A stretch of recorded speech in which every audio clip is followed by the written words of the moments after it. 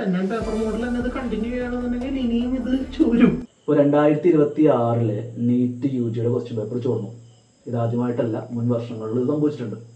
നീറ്റിൻ്റെ മാത്രമല്ല, മറ്റ് പല പരീക്ഷകളുടെയും ക്വസ്റ്റ്യൻ പേപ്പർ ഇതുപോലെ ചോർന്നിട്ടുണ്ട്. ഇതിനെപ്പറ്റി എന്താണ് അഭിപ്രായം?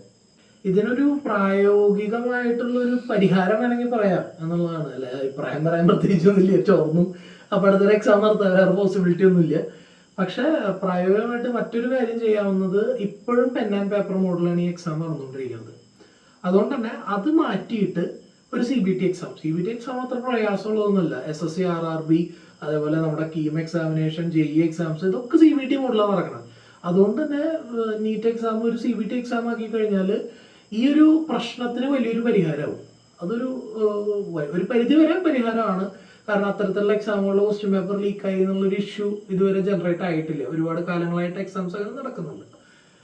ഒപ്പം മറ്റൊരു കാര്യം, അല്ല പെൻ ആൻഡ് പേപ്പർ മോഡൽ തന്നെ ഇത് കണ്ടിന്യൂ ചെയ്യണമെന്നുണ്ടെങ്കിൽ ഇനിയും ഇത് ചോരും, സ്വാഭാവികമാണ്. കാരണം ഇത് പ്രിപ്പയർ ചെയ്ത ഹയർ ഒഫീഷ്യൽസ് മുതൽ ഇതിന്റെ ഏറ്റവും ലോവസ്റ്റ് ലെവലിലുള്ള പ്യൂണ് വരെ, അല്ലെങ്കിൽ ഇതിന്റെ പ്രിന്റ് അടിച്ചിട്ട് ഇത് പലയിടത്ത് സർക്കുലേറ്റ് ചെയ്യുന്ന ഏതെങ്കിലും ഒരു പോയിന്റിൽ ഒരു ലൂപ്പ് ഹോൾ ഉണ്ടായിരിക്കും.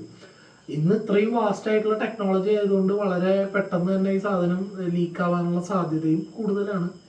അപ്പോൾ അത്തരത്തിലുള്ള സാഹചര്യങ്ങളെ ഒഴിവാക്കുക, അങ്ങനെയാണ് ഏറ്റവും നല്ലത്. അതുകൊണ്ട് ഒരു CBT മോഡിലേക്ക്, കമ്പ്യൂട്ടർ ബേസ്ഡ് എക്സാമിനേഷൻ മോഡിലേക്ക് നീറ്റ് എക്സാമിനേഷനും മാറുക എന്നുള്ളതാണ് ഇതിന് പ്രായോഗികമായിട്ടുള്ളൊരു പരിഹാരം എന്നാണ് എൻ്റെ ഒരു അഭിപ്രായം.